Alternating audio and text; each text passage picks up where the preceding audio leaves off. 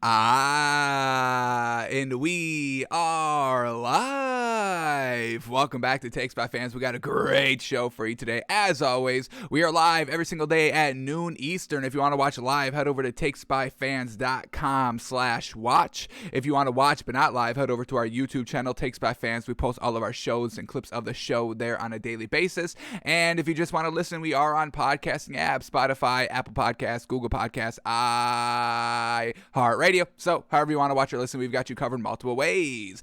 Alrighty, today's a big old Monday. We just saw week 12 in the NFL yesterday, and folks, there's a lot of frauds in this league. I saw a lot of frauds yesterday while we were all watching the great day that is Sunday in the NFL with all the games on. So, expect a lot of shakeup. I'm already planning my top 10. I know we still got games on today. I don't see the Seahawks or Washington getting in the top 10, but I've been, ever since the 1 o'clock games, I've been reordering the top 10 like crazy, folks. Those are coming out tomorrow. We'll get one last kind of baseline understanding of what happened today, breaking down all the games from yesterday, but a lot of fraudature, a lot of fraudature, whatever you want to call it. We're going to be pointing it out, all the frauds. There's a lot of frauds in the league. There's not many that great teams, but there's a ton of frauds, folks, and we're going to be pointing out all the frauds as we go throughout the games. So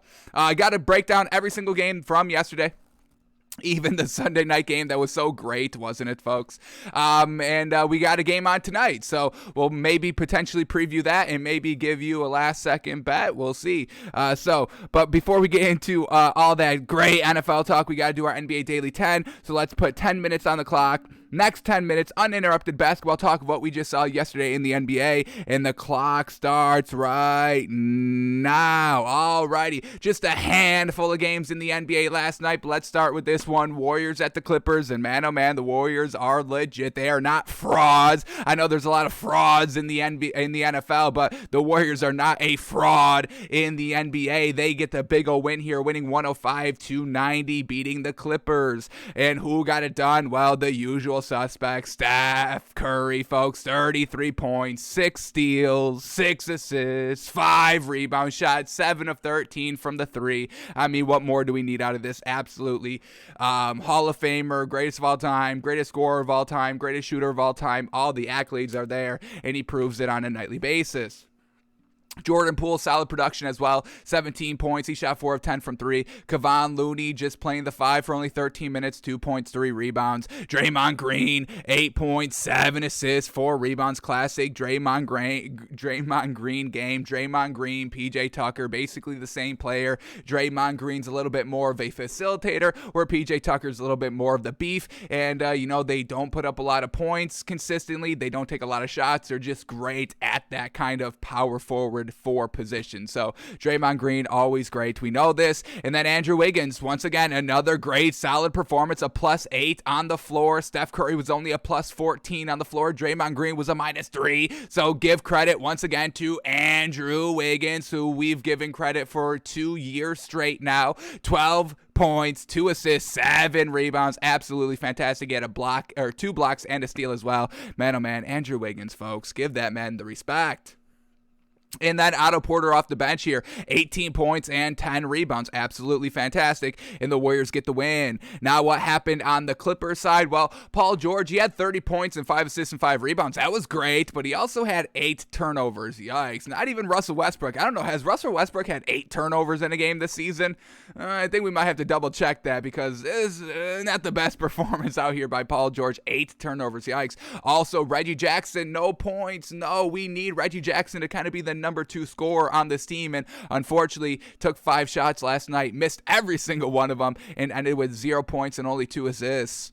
Eric Bledsoe, 13 points, 10 rebounds. Zubac at the 5, 8 points, 8 rebounds. And then Marcus Morris, 13 points, 5 assists, 6 rebounds. They just didn't have that kind of second score that they've really been having over the last couple of, maybe the last month here, where they've been winning games really consistently, having Reggie Jackson really stepping up with the points, but just could not get it going yesterday. So Clippers end up losing Paul George with all those turnovers, and Reggie Jackson just not able to score the ball. Really their big downfall, losing to the Warriors last night. All right, then we get the Bucks at the Pacers, and yes, the Bucks beat the Pacers because they should, and they did. They win 118-100. Still no Brook Lopez, still no problem. Bobby Portis, 15.6 rebounds. I mean, Brook Lopez doesn't even need to come back, honestly. I would be fine with Bobby Portis playing the 5 for the entire season in the playoffs, in the finals. We know we can do it. So Bobby Portis still holding it down here at the 5. Drew Holiday, 23 points, 9 assists, 7 rebounds. What a game. Grayson Allen, 8 points, 4 assists, only took 5 shots, and he was a plus 17 on the floor, played 30 minutes and only took 5 shots. Usually we get kind of Grayson Allen, he doesn't really chuck up shots, but he does like to get his fair share of shots. And look at all these shots that the starting lineup was taking. Drew Holiday, 21 shots. Bobby Portis took 10 shots, and Grayson Allen only took 5. Giannis, 15 shots. Chris Middleton, 13 shots. So that's absolutely fantastic here by Grayson Allen, just learning how to truly fit into this team. This team already won a championship without Grayson Allen. Grayson Allen knows they don't need him to win a championship. Now, he's a nice luxury piece, and he fits in absolutely perfect here in Milwaukee, but he doesn't need to kind of go above and beyond. He doesn't need to force his shots up. He doesn't need to force his way into the offensive rhythm here of Milwaukee. So what a great performance. Plus 17 on the floor, the second highest plus minus of the Bucks last night, and he only took 5 shots, but was efficient. 60% from the field, 50% from the 3, and 8 points. I mean, fantastic here by Grayson Allen, man. Man, oh man. Man, oh man. He's becoming a great role player here in the NBA. Who would have thought that would happen coming out of college, given his little bit of history with all the unnecessary bad plays that he makes? So, well done to Grayson Allen. Giannis, classic Giannis, 26 points, 13 rebounds. Chris Middleton, 14 points, 5 assists, 5 rebounds. Great game as well. And then just off the bench, Pat Connaughton, 14 points, 7 rebounds. And George Hill, 13 points, 6 rebounds, 2 assists, 2 steals. Getting it done. Very well done. This Bucks team, they're back at it now that they're basically healthy. I'm going to call them 100% healthy. Yes, they don't have Brook Lopez, but Bobby Portis is just as good, if not better. I don't know if I want to say Bobby Portis is better than Brook Lopez, but at minimum, they're definitely at the same. So, yeah, this Bucks team is back at 100%, and they're winning games. What do we got over their last 10? We know that they hit a little bit of a rough patch, when they were having all those injuries. So they dropped in the standings and all that, but back to number 4 in the Eastern Conference, 8-2 in their last 10, 7-game winning streak, folks. This Bucks team is legit. They're as good as they were last season, and they're ready to make a run for the chip again. They've got no problems doing that, and I rank them very highly. I know we forgot to do the power rankings in the NBA. We'll try to update that on tomorrow's show. We'll see if we get to it, but expect the Bucks. I don't even know if they're in the top 10. Where did we leave them off at? Yeah, not even in the top 10, because that was before they were back healthy. So expect this Bucks team to definitely be back in top 5 when we reorder our power rankings. Hopefully we can do that soon. All right, and then on the Pacers, Sabonis, 4 points, 10 rebounds. He shot 12%, so we know immediately that they will lose this game. Karis LeVert, he put up 23 points, very well done. That's some solid bench contribution by Chris Duarte, 10 points, 4 assists, 4 rebounds. TJ McConnell, 10 points, 5 rebounds. Just not enough to beat this great Bucks team.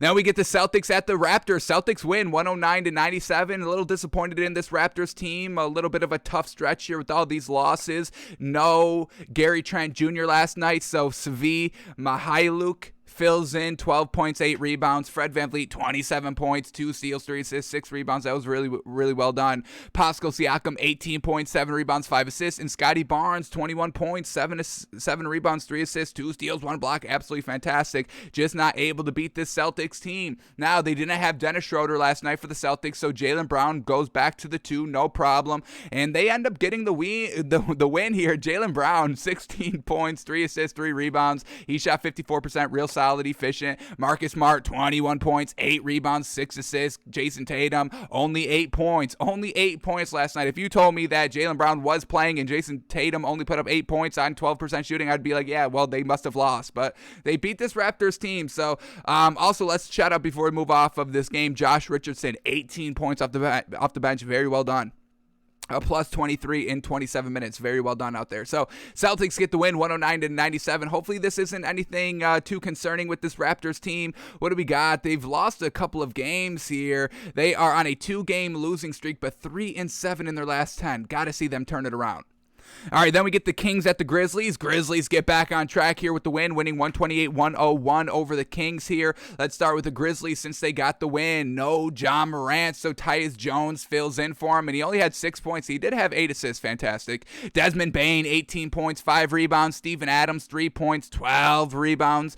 Jaren Jackson Jr., 17 points, 9 rebounds, and Dylan Brooks, 21 points and 6 rebounds. But we had some great bench contributions stepping it up without John Morant. We had DeAnthony Melton, 14 points, 4 assists, 5 rebounds off the bench in only 18 minutes. And then we had Brandon Clark off the bench, 15 points and 6 rebounds in only 15 minutes. So well done for the great bench contribution there for the Grizzlies, picking up the slack that they were missing without John Morant.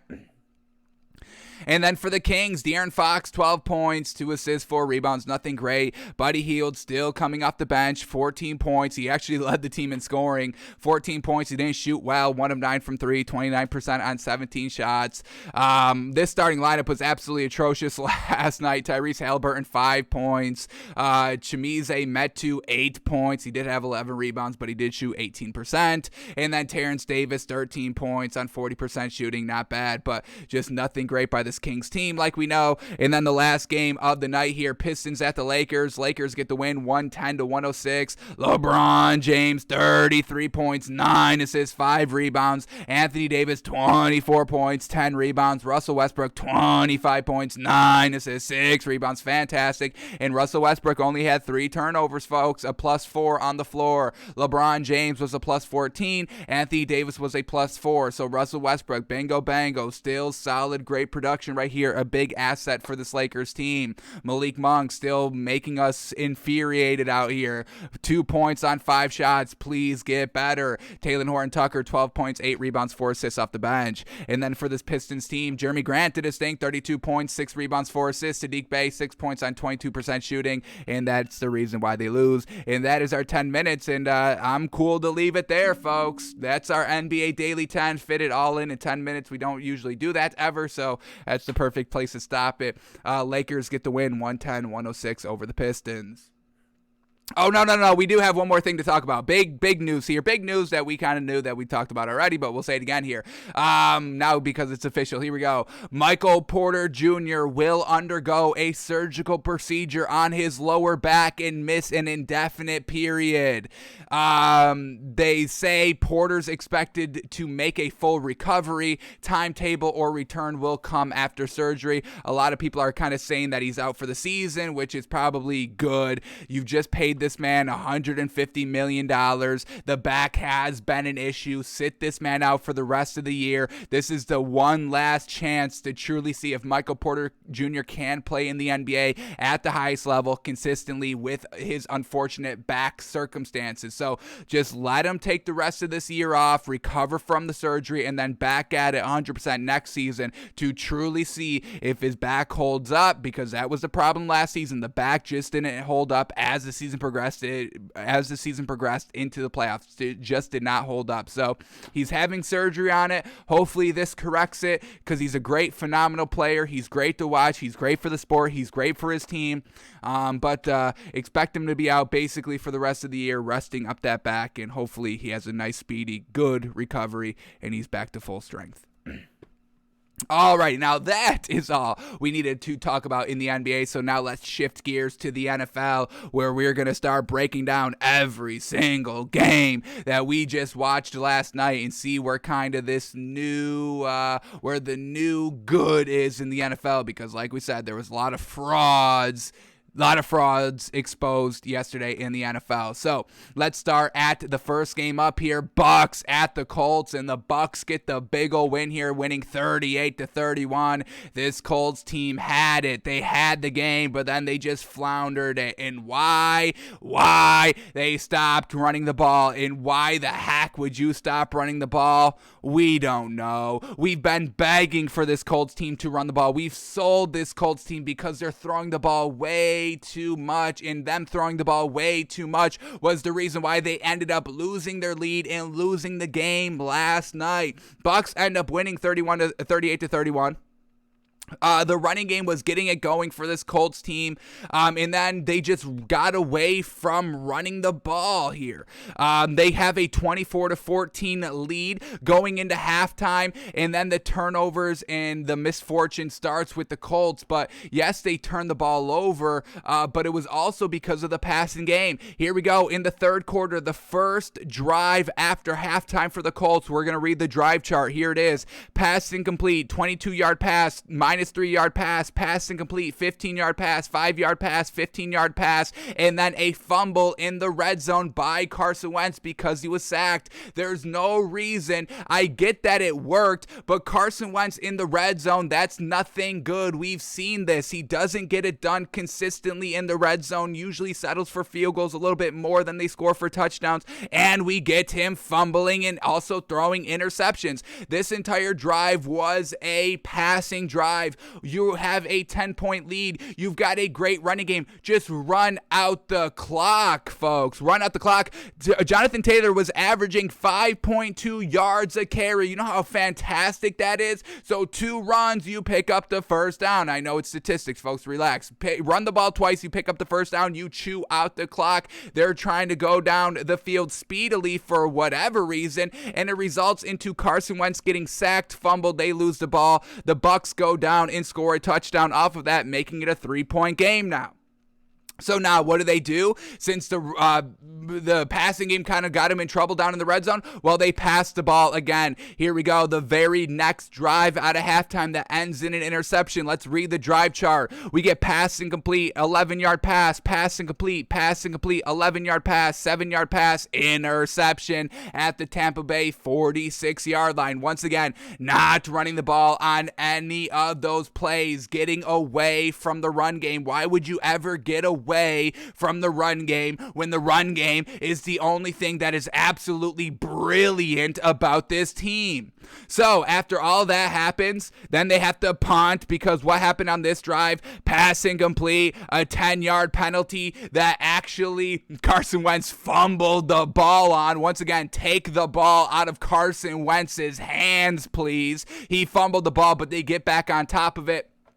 Then they go 8-yard pass. They get another 5-yard penalty. Then they run the ball on 3rd and 17, but it was with Carson Wentz scrambling up the middle, and then they have to punt the ball. And then the unfortunate turnovers start to happen even more in the fourth quarter, and this time it's by Nyheim Hines on a punt. The Bucs punt the ball. Nyheim Hines, who we're always rooting for, we're big time on, but he had an unfortunate circumstance of fumbling the punt. Now, why did he fumble the punt? Well, I'm not going to make any excuses for Nyheim Hines, but also he only had 1 rush this entire game. This entire game when the run game is fantastic, and I know you want to highlight Jonathan Taylor. I get it, but you can have a running back by committee while having an A1 tier 1 running back. Nyheim Hines is able to be a very good number 2 running back for this team. So Nyheim Hines a little bit of ice cold because you're not giving him the ball. So I'm not giving Nyheim Hines any excuses out here,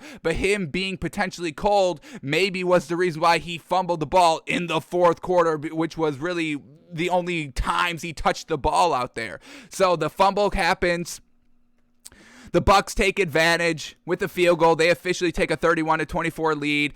They try and They go down and score the ball here, making it 31-31. Let's see how they got it done here. 5-yard run, 15-yard run, 5-yard run, 7-yard pass, 10-yard run, 15-yard run, 1-yard run, 3-yard run, 10-yard pass, 4-yard touchdown run. So this is exactly what the offense should be looking like on every single drive. Majority of it run, and then we let Carson Wentz work off of the running game. That makes the pass game wide open. Don't let Carson Wentz throw the ball. Are y'all ready for how many times he threw the ball? 44 times. What? No, this is not what we wanted to see all week long. We've been saying 20 throws maximum. 20 throws maximum by Carson Wentz. And Jonathan Taylor, you want to know how many runs he had? 16. Why are you cutting this man off short with only 16 rushes? Derrick Henry runs 30 times a game. No problem. It's not out of the realm of football of running the ball 30 times a the game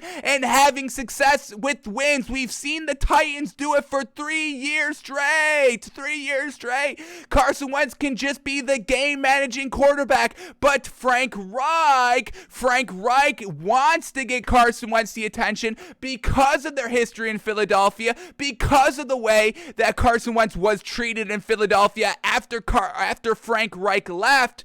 Frank Reich wants to give Carson Wentz the credit and be like, no, see, he actually can win the Super Bowl. He's actually a really good quarterback who can win and win at the highest level and win consistently. That's what Frank Reich is trying to do. But Frank Reich, we've seen this play out going back to 2014. Pete Carroll, remember Russell Wilson, and Beast Mode. Oh, man, Beast Mode, what's his name? Hang on, it's coming to me, folks. Beast Mode, Marshawn Lynch. You have both of those great players. You're on the 1 yard line, but what did Pete Carroll do? He wanted Russell Wilson to win back-to-back Super Bowls and be the savior and be like, hey, this kid can play. This is the guy. I told y'all I can win with this dude, and I can win back-to-back years. So they have Russell Wilson throw the ball on the 1 yard line, and what happens? Interception when the right play was rushing Marshawn Lynch, but Pete Carroll didn't want to make kind of Marshawn Lynch the hero of the Super Bowl. That's kind of what we're starting to see already, and we're not even in kind of playoff games or like games that truly matter. We're still in the regular season where you can lose a game here and there. Nobody really bats an eye. But Frank Reich is trying to give Carson Wentz all the praise, and it's not going to work, my man. We've seen it play out. Make this team about the running game. Just let Carson Wentz be the game manager, because you know what you get with Carson Wentz being a game manager? You get the man airing out the ball 60 gosh dang yards, folks. This was one of the most impressive things I've seen all day yesterday. Unfortunately, it results in a loss here, but this is why you run the ball, so you open up the 60-yard bomb. And Carson Wentz is the great game manager that can take advantage of a 60-yard through the air touchdown. Folks, look at this throw. It's amazing. I had to double check and triple check my math on this one. I'm like, this man just threw for 60 mother-loving yards, and it was absolutely fantastic. Here it is. Look at this great form right here. Oh, my God. That's perfect form right there. Threw it from the 30-yard line, and it gets all the way down to the 10-yard line, folks. Oh, my God. 30 to the 50, 20 yards, 50 to the 10, 40 yards, 20 plus 40. That's 60 yards through the air. It's immaculate. It's immaculate. Woo! But Frank Reich wants this to be every single play, every single drive. No, that's not how it works. That's not how it works. Establish the running game like you did. That's how it opens it up. So until they fix that, we are still off on the Colts, folks. 100% off on this Colts team. And the Colts really kind of did everything that kind of we've been saying all in one game, where you can trust them. They throw the ball way more. The turnovers, they went through the entire game. I saw y'all on Twitter yesterday going into halftime. Everyone was like, yep, the Colts are the real deal. The Colts are the real deal. They're the Super Bowl champions. We all knew this. Yes, Colts. But you went in the second half and you're like, what? This is not a complete team that's ready to compete. Frank Reich is trying to make Carson Wentz the go-to A1 savior for this Colts team, and that's not what this team is. We saw that last year with Phillip Rivers. You don't need a quarterback for this Colts team. You just need somebody to deliver the ball. And for Carson Wentz, he can deliver the ball accurately enough, usually, when you don't rely on him to throw the ball 44 times, and he usually doesn't make the mistakes, and he has the big arm that you can take advantage of the running game with the big old passing game down the field like we just saw yesterday, folks. So until all that changes, we are still off 100% on this Colts team. All right, let's start talking and breaking down some numbers here. Let's start with the Colts since we've been talking about them for the last 15 minutes. Here we go. Carson Wentz goes 27 of 44. Absolutely unacceptable, folks, to have this man throw the ball 44 times. We'll see what other quarterbacks, since this is the first game we're taking a look at, we'll see what other teams are throwing the ball 44 times yesterday and why they're doing that. Do they not have a running game? Probably majority, but we'll see where kind of Carson Wentz ranks at passing-wise yesterday, and we'll kind of see, is it needed? Because I don't think it is. So he threw 61%, not good. 306 yards, but once again, 60 yards on one pass. So let's kind of recalibrate these numbers a little bit. One completion, we got to take off one completion, one attempt in 60 yards. So he had 306 passing yards. So officially, or unofficially, he went 26 of 43 for 240 yards. That's not good, folks. That's a little bit of dinking donking with 27 completions. So without that big time throw, that's all you need out of him. The running game set that up. Stop letting him throw the ball 44 times a game. Please stop. Frank Reich, please. You are killing me out here. Absolutely killing me. He had 3 touchdown passes, 2 interceptions. Jonathan Taylor did his thing, 16 rushes for 83 yards and a touchdown. Why cut him short? You were never down big. You were never down bad. You were always in this game. You had the lead. There was no reason for you stop running the ball. Absolutely zero reason, but they did it because they're trying to give Carson Wentz the credit. Stop with the credit. It's a team game. This is one of the most team games of all team games. You know how many players are on a team? Offensively, defensively, 53. You know how many coaches there are? Tens of coaches, folks. Basketball, 5 guys on the court. Couple of coaches. You run like 13 players. That's it. This is different. This is the ultimate team game. Stop making it about one player. Jeez Louise. Absolutely maddening out here. No reason for Jonathan Taylor to only have 16 carries. And then Nyheim Hines, 1 carry. What is that about? Utilize all your backs. You have 3 of them. Jonathan Taylor, Marlon Mack, Nyheim Hines. Use them all, please. Jeez, it's so frustrating. It's killing me, folks. I'm not even watching the Hard Knocks with the Colts because I'm so disgusted because I know they're still not good. And I don't need to see the behind the scenes because I see it right here. All right, who was Carson Wentz throwing to? Well, we have Jack Doyle. Jack Doyle, the number 1 leading receiver, who is their tight end. Once again, you don't need Carson Wentz throwing 44 times to his tight end. Stop it. There's literally no reason for this, folks. Jack Doyle, leading receiver, 6 catches, 81 yards, touchdown. Ashton Doolin, who caught the 60-yarder, 1 catch, 62 yards, a touchdown. Michael Pittman Jr., 4 catches, 53 yards. T.Y. Hilton, 4 catches, 28 yards, a touchdown. You're telling me that you have this man throw the ball 44 times just to get your 2 great receivers 8 catches in total? What are we doing? Absolutely, what are we doing? Nyheim Hines, 3 catches, 26 yards. Kylan Granson, 2 catches, 22 yards. Jonathan Taylor, 4 catches, 14 yards. Zach Poshko, 2 catches, 12 yards. Mo Alley Cox, 1 catch, 8 yards for this Colts team. And then for the Bucks, they get the win. Fantastic. Always staying with it. Very well done. This Bucks team, really nice win, coming back from behind. And it was all because of Leonard Fournette. Here we go. Call him Locker Room Lenny. Fournette fires up the Bucks with halftime speech to spur comeback win in Indy. So we all love the great leadership. And it wasn't Tom Brady yesterday. It was Leonard Fournette who had an amazing game. We'll talk about it in a second. But Tom Brady goes 25 of 34. What do we get here? 25 of 34. 25 of 34. We get 73% completion percentage. Fantastic. 226 yards. A little bit of dink and dunk. 1 touchdown. He did have a pick.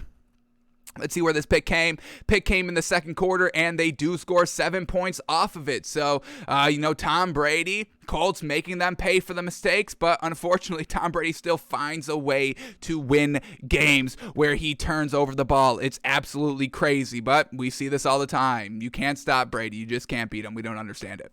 And then Leonard Fournette, 17 rushes for 100 yards, 3 touchdowns. Leonard Fournette had more rushes than Jonathan Taylor, and the Bucks were down at 1 point, 10 points in halftime, and they still run the ball no problem. Ronald Jones, 7 rushes for 37 yards and 1 touchdown. Oh, and they used running back by committee. Once again, something that the Colts did not do.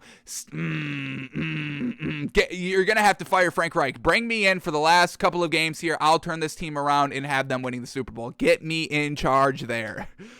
Start the hashtag takes by fans to the Colts. Let me coach for the last couple of games out here. I will promise you a Super Bowl ring, Colts fans. I will bring it home for y'all. And then who was Tom Brady throwing to? We had Rob Gronkowski, leading receiver, 7 catches for 123 yards. Leonard Fournette, 7 receptions for 31 yards and a touchdown. Chris Godwin, 4 catches, 24 yards. Cameron Brate, 3 catches, 23 yards. And only Mike Evans, 3 catches for 16 yards. Able to get it done, able to get the win. The Colts should be ashamed of themselves. And here is the best fan of all time. We will have a canvas made of this man to put on the wall behind us. This man understands he must watch the show as well, because he wears a hat to the Colts game saying, quote, "Run the damn ball." Exactly that. Run the damn ball, please, Colts, and never not run the damn ball. Jeez Louise. Bucks win by 7. They cover the 3.5. We win our bet. Bingo, bango. Colts are the Colts, and we know that they're just not good because they're trying to have Carson Wentz be the face of the team, the savior, and be like, hey, Carson Wentz can win. Frank Reich trying to be the biggest brain in the NFL. Stop it. Get the win, get the ring, and get all the respect that comes with the ring and the wins. Stop making Carson Wentz be the guy.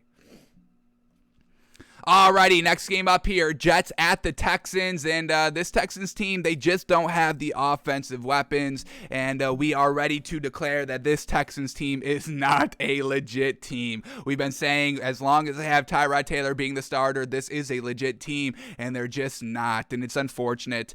They just don't have the weapons. They don't have the running game. They don't have the receivers. They have Tyrod Taylor. He's good enough, but not ready to not good enough to elevate tier. I mean, these are like tier 3 players, folks, that we're talking about on this Texans team. They have one good player, Brandon Cooks, but you need more than one guy. So Jets get the win here, 21-14. Zach Wilson's first game back, and he gets it done. Did it look good? No. Did it look pretty? No. Did he have some whoa moments like his one turnover? Yes. But he got it done. I guess we give him a little credit. Not too much credit, but a little bit of credit out here. Jets get the win, 21-14. Let's start here with Zach Wilson. First game back. How did it go statistically? He went 14 of 24. 58% completion percentage, 145 yards, respectable for 14 completions. I'll give it to him. No touchdowns. The interception, once again, the interception came on the second drive of the game. It was just a really awful looking pass, just trying to do too much, and he turns over the ball. The Texans take it down for 7. They take the lead 7-3. Then the Texans take a 14-3 lead, but Zach Wilson didn't really get down too much. Stayed the course, stayed with it. Running game helped. The defense, locked up the Texans. They didn't score any more points for the rest of the game. Their last points that they scored came with 10.5 minutes left in the second quarter. Then they shut it down for the rest of the game. They got into field goal range, ended up missing it in the fourth quarter. Unfortunate. Then they have turnovers on downs as they were trying to go and win the game, unfortunately, or tie up the game when they were down 21-14 in the fourth quarter, and unfortunately, it just Tyrod and company could not get it done. So, can't believe in this Texans offense anymore, and it's a little unfortunate, but we'll see what the Texans do. We'll see what happens with Tyrod, see if he gets another chance. Does he get kind of a third chance, a third crack at it? We'll see what happens with this Texans team in the interim, but everything is really open for possibilities. This could be a potential, well, they're already kind of potentially rebuilding, but even more of a rebuilding potentially this offseason. So the running game, Tevin Coleman got it done, 16 rushes for 67 yards, real solid. Ty Johnson, 6 rushes for 42 yards. Austin Walter, 9 rushes for 38 yards and a touchdown. Very well done there. And Zach Wilson ran the ball twice for 3 yards, and he scored a touchdown as well. So relied on the running game here for the Jets, and they're able to win the game. Hey, Colts, listen to this. The Jets relied on the running game. The Jets relied on the running game with no running backs even close to Jonathan Taylor, and they win the game. That's how you do it. That's how you do it. That is how you do it. Colts, please listen. What the heck are you? I could spend the entire hour and a half show on the Colts, folks. I'm not going to, because I will have very high blood pressure at the end of the show, and it's no good for anybody's health out here. I'm lucky I'm not even a Colts fan. I don't root for the Colts, and I wouldn't even know what to even feel if I was a Colts fan, truly. What else do we get out here? Who is Zach Wilson throwing the ball to? We had Braxton Berrios, 2 catches, 47 yards, had a big catch late in the game. We have Elijah Moore, 4 catches, 46 yards. Keelan Cole, 2 catches, 24 yards. And Ryan Griffin, 3 catches, 20 yards. That was enough to beat this Texans team. And then for the Texans, Tyrod Taylor goes 17 of 26. We got 65% completion percentage, solid completion percentage there, 158 yards and 17 completions, a little bit of dink and dunk. He had 2 touchdowns, which was looking good, but then just got locked up for the rest of the game. Like we said, didn't score for, the last 10 and a half minutes in the second quarter throughout the rest of the game.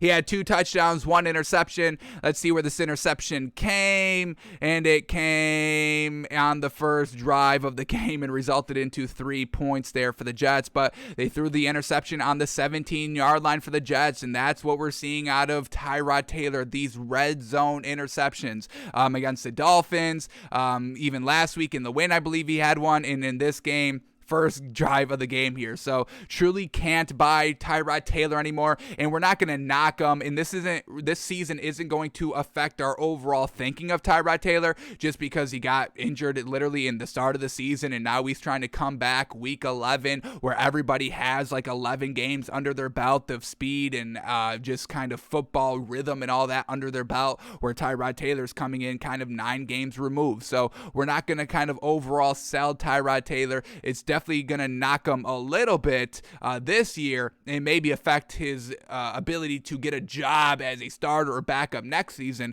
but our overall thinking of Tyrod Taylor is not moving that much based on this season. All right, and then the running game for the Texans, they just got rid of Phillip Lindsay, so they reused David Johnson, 10 rushes for 39 yards, solid. Tyrod Taylor, 2 rushes, he ran for 30 yards, really good. And then we have Rex Burkhead, 12 rushes for 27 yards. So the genius thinking of the Texans are like, yeah, we don't need Phillip Lindsay, we have Rex Burkhead. We're comfortable with Rex Burkhead being the number 2. And another reason why we're kind of selling this Texans team overall is that they're just not getting it right. Why are you trading away Phillip Lindsay? Phillip Lindsay's better than Rex Burkhead. I don't care. Rex Burkhead has some nice kind of longevity here, and he played with the Patriots, so he's a little upper echelon a little bit. But Phillip Lindsay's just a better runner and pass protector, in my opinion, than Rex Burkhead is. So the fact that this Texans are just getting rid of these players when they don't even have good players themselves, we don't know what the hell they're doing over here. All right, and then who was Tyrod Taylor throwing the ball to? We had Brandon Cooks, leading receiver, 3 catches, 45 yards, and a touchdown. Nico Collins, 2 catches, 28 yards. Rex Burkhead, 3 catches, 27 yards. Danny Amendola, 3 catches, 23 yards. Bervin Jordan, 3 catches, 23 yards, a touchdown. David Johnson, 2 catches for 16 yards. Unfortunately, not enough. Jets get the win, 21-14. Alrighty, a big letdown last night. Eagles at the Giants, and the Giants get the win. The offense didn't look great. Freddie Kitchens is not getting kind of is not going to get kind of green flagged on the show. We're not going to be talking up Freddie Kitchens. But this Eagles team, really, really disappointing that this was a winnable game. Potentially could have got into the playoff picture because of, 49ers and Vikings facing each other and the Vikings losing last night. There was an opportunity for the Eagles to get into that kind of last wild card spot, but they flounder big time. And once again, the scoring woes come up for this Eagles team. We thought they kind of got over them week after week, getting better, putting up the points, scoring more consistently. But this was like an Eagles offense from like weeks 1, 2, and 3, folks, throwing red zone interceptions, Jalen Hurts making bad reads, turning over the ball and scoring territory. We saw it all game long.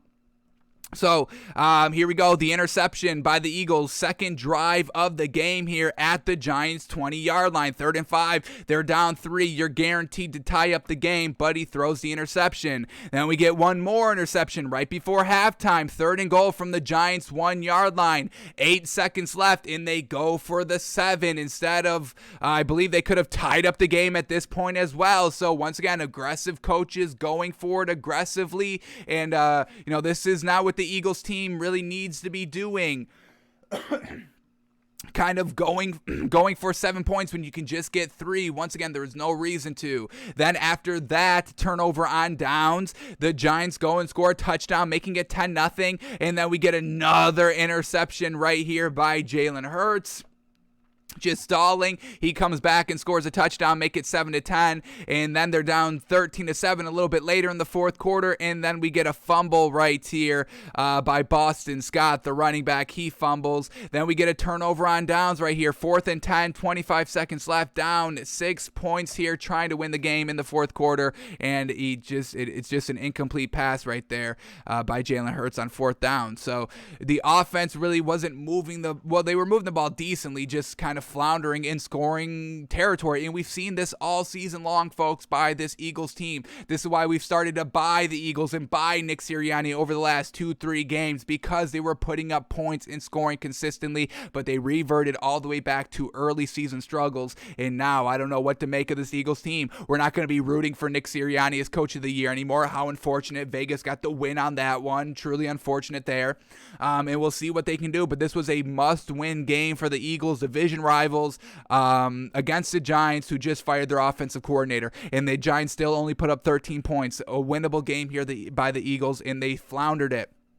And on the final drive right here, let me go back to this. Jalen Hurts threw an absolute great ball to Jalen Reagor twice in a row. Jalen Reagor dropped both of them. They both would have went for touchdowns that probably win the game. And it's not Jalen Hurts. So don't believe in the media that Jalen Hurts is bad. It was a little boneheaded on those turnover plays in the red zone. I get it. But overall, he had a chance to win the game. He was still in a position to win the game. And he made some absolutely masterful throws here to Jalen Reagor, and he dropped both of them right on the goal line twice, folks, twice. So shout out to Jalen Hurts still. It's just unfortunate. They need a little bit more consistent scoring, and they need better weapons. This is what we've been saying all season long. This Eagles team's weapons are truly lackluster. Once again, why we were kind of praising Nick Sirianni for coach of the year, because he was doing this with a young quarterback and young receivers all throughout. No established A1 tier 1 wide receivers. So, but all that kind of went down the drain yesterday. Truly unfortunate.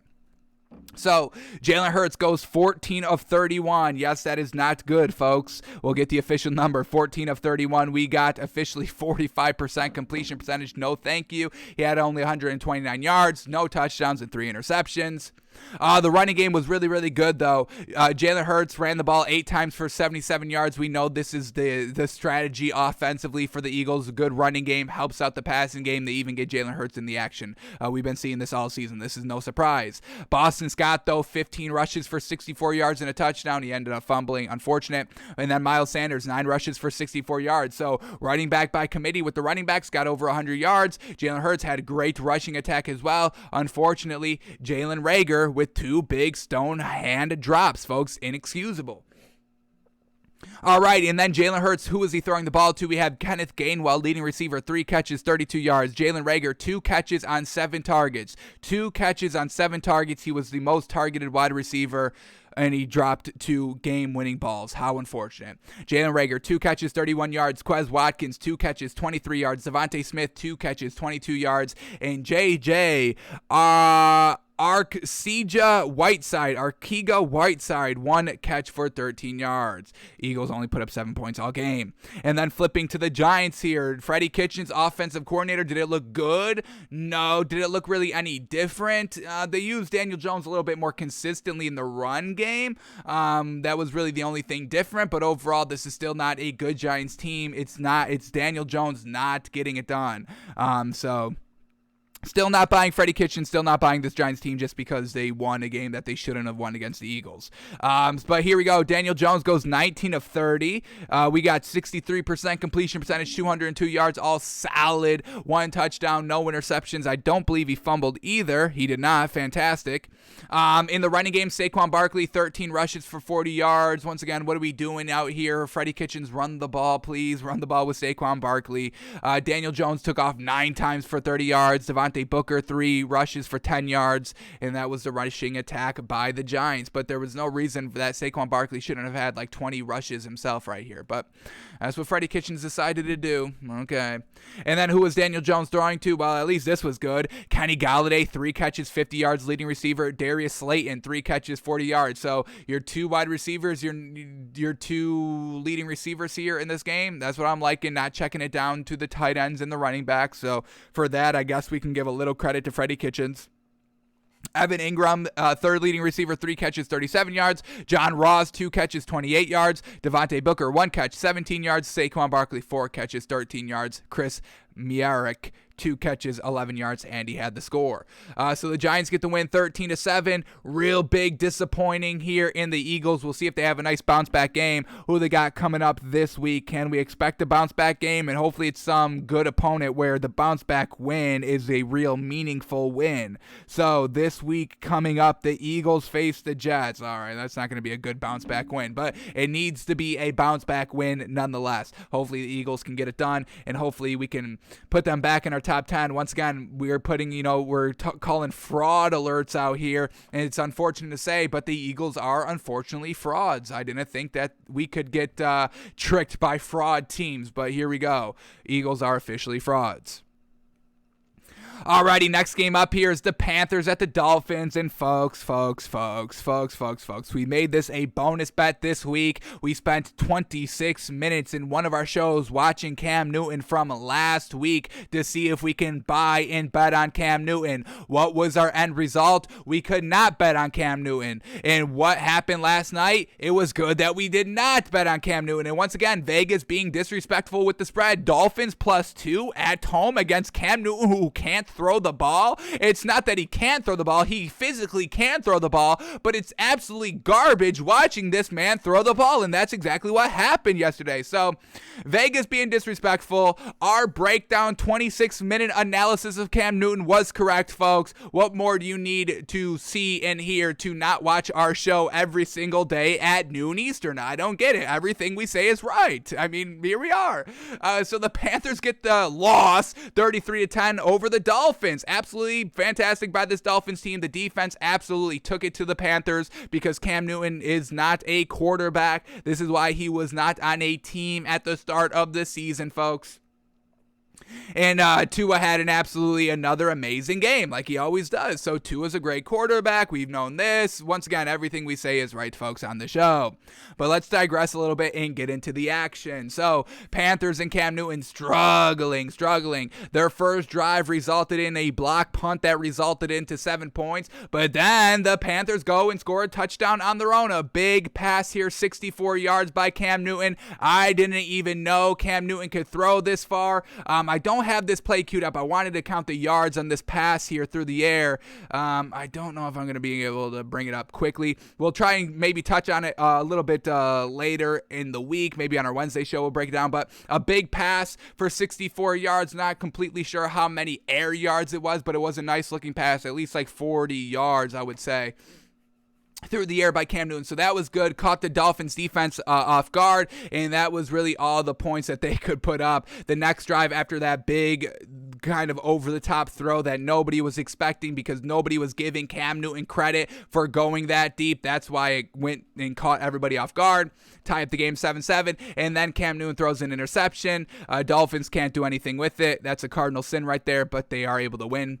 And then the next drive, they throw an interception as well, and this time the Dolphins score a touchdown and make them pay for it. And then other than that, the Cam Newton could do nothing all game, and he ends up getting benched, I believe. They bench him in the third quarter or in the fourth quarter. Let's quickly see. We get Cam Newton playing in the third quarter, so in the fourth quarter, they end up benching Cam Newton. PJ Walker comes in, and PJ Walker also throws an interception. So, this Panthers team with all these quarterbacks are trash. Sam Darnold was their only good, manageable quarterback that can maybe win games consistently. Cam Newton, you get no chance at winning games out here. Cam Newton, are y'all ready? Are y'all ready for his completion percentage here? Look, I don't want to knock Cam Newton as he's down and all that, but this dude, y'all were buying into this dude, folks. Come on. I know it's a good story, folks, but you have to separate story from actually what happens on a weekly basis. Oh my goodness. Are y'all ready for these Cam Newton stats? Woo! These are good, folks. These are good. He goes five completions. Now, let's just kind of say 5 completions. Obviously, is never going to be good, but if 5 completions was good, it would have to come on 6 or 7 attempts. Did Cam Newton have more than 6 or 7 attempts? Yeah. He went 5 of 21. 5 of 21 passing. 5 of 21 passing. Y'all ready for that? It is 23%. Yikes. Ew, yikes. Big yikes. 23% on 92 yards. No touchdown, 2 interceptions. Once again, you take 60 yards away. He unofficially went 4 of 20 for 30 yards, no touchdown, 2 interceptions. Once again, Cam Newton cannot play. If you want to run this offense like the Ravens offense, that's fine, and dramatically take down the passing attempts, that's fine, but we've got to get Cam Newton rushing a little bit more. You only ran the ball 3 times with Cam Newton. Come on, got to do a little bit better than that.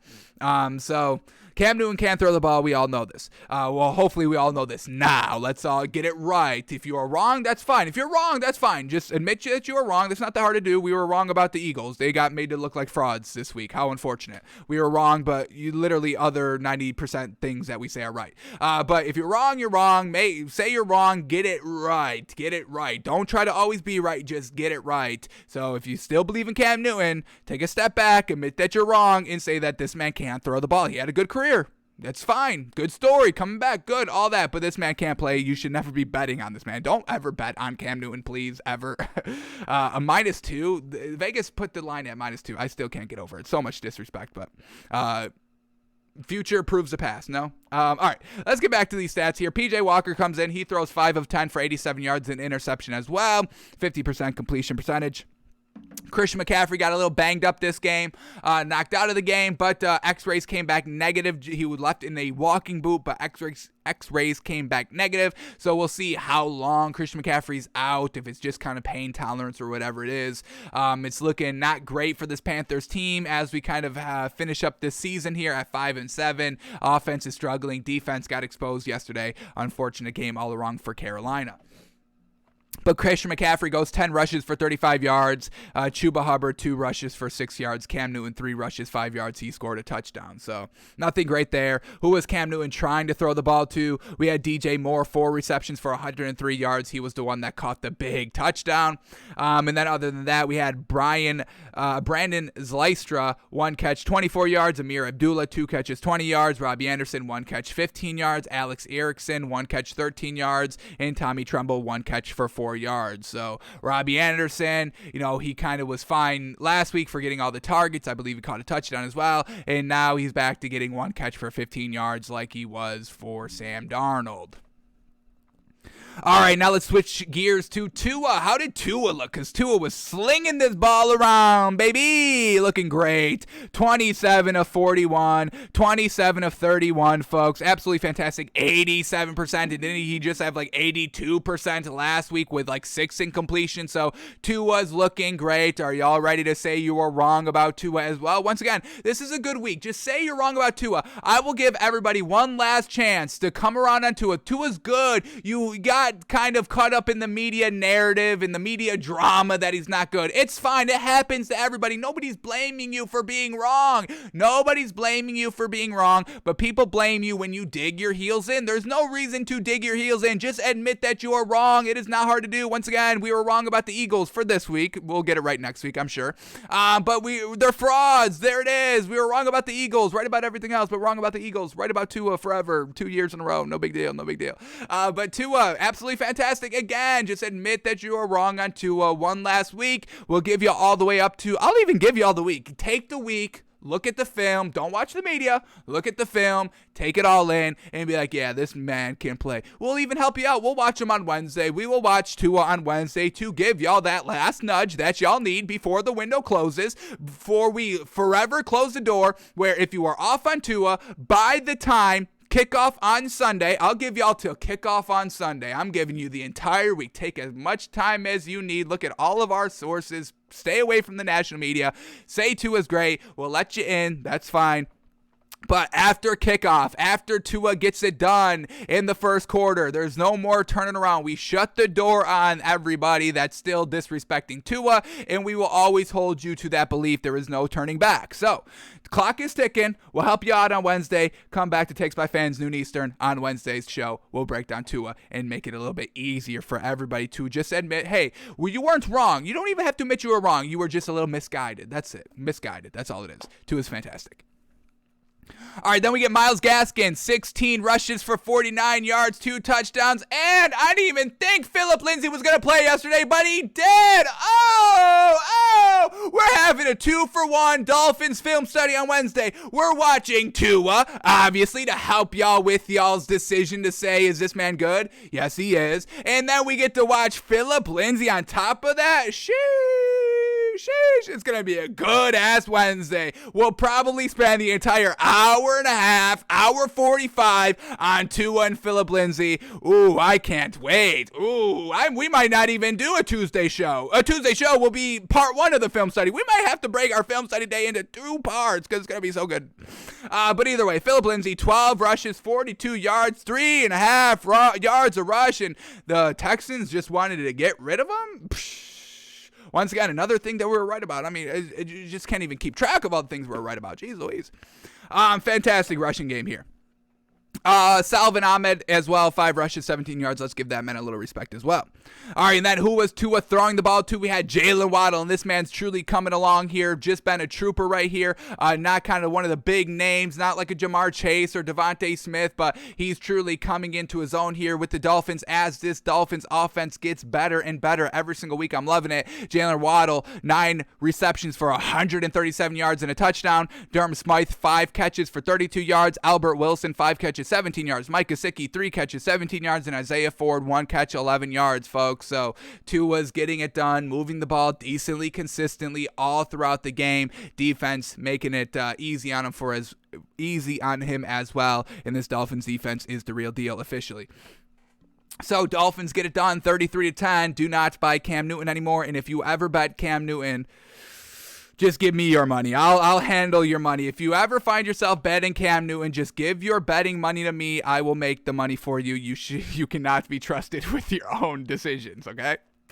Alrighty, here we go. Next game up here, Titans at the Patriots, and we wanted to take the Titans +7, but we just couldn't. So instead, we took the Titans over 7.5 points in the first half, and they put up 13 points in the first half. So bingo there. Right about the points by team in the first half, we went 4 for 4. By the way, check out our pregame shows. We give you the best bets. And then on the Titans not covering the 7, bango, right about that as well. But we digress about all the times we were right. Here we go. Titans at the Patriots, and the Patriots get the win here. This Titans offense, they just cannot get it done when Ryan Tannehill is the primary focus. We see this. Bill Belichick shut him down. Now, the running game was good here by the Titans, which was pretty shocking. We haven't seen a rushing game this good since Derrick Henry went down, but the rushing game got it done. Dontrell Hilliard, 12 rushes for 103 yards and a touchdown. And hang on, wait, there's more, folks. Deontay Foreman, 19 rushes for 109 yards. Oh my gosh. Running back by committee, over 240 yards. Yes, sir. Give us that. Unfortunately, Ryan Tannehill couldn't play game manager and feed off of that rushing game. This was really a tight game all throughout kind of midway third quarter after the Titans fumbled. Who fumbled here? Deontay Foreman fumbled the ball. Come on, y'all. We're doing so good rushing the ball, but we had Deontay Foreman fumble, and we had Dontrell Hilliard fumble, and Kiare Blasingame lost a fumble as well. All those turnovers, truly unfortunate here by this Titans team. And then we also have Ryan Tannehill throwing interceptions. So all these turnovers, we saw it last week, we saw it this week again, truly out on this Titans team. They need Derrick Henry back. Titans are a little bit of frauds without Derrick Henry. We've known this. We cannot rely on Ryan Tannehill to get it done by himself. That's why he's an above average game manager quarterback, not in the A1 tier 1 quarterback category, because the A1 tier 1 quarterbacks can single-handedly win you the game without a great running game and without great wide receivers. So that's not Ryan Tannehill. We've seen it over the last 2 weeks. Truly unfortunate. Once again, no A.J. Brown yesterday, and they flounder in the passing game. Ryan Tannehill goes 11 of 21. Nothing great there. 11 of 21 for 52% completion percentage. Not good. 93 yards. Not good. 1 touchdown. 1 interception. Not good. The interception. Let's see where this came. Interception came at the end of the third quarter when they were only down 13 points and they were at the New England 2-yard line, 4th and goal from the 2, and Ryan Tannehill throws an interception in the end zone. There was nothing open there. They were trying to go for the touchdown because a field goal still makes it a 2-possession game. That wasn't the Titans being aggressive or anything like that. It was just a smart play right there, but Ryan Tannehill can't get it done from the 2-yard line. Once again, it's Ryan Tannehill. The man can't get it done by himself. We know this. We see this time and time again.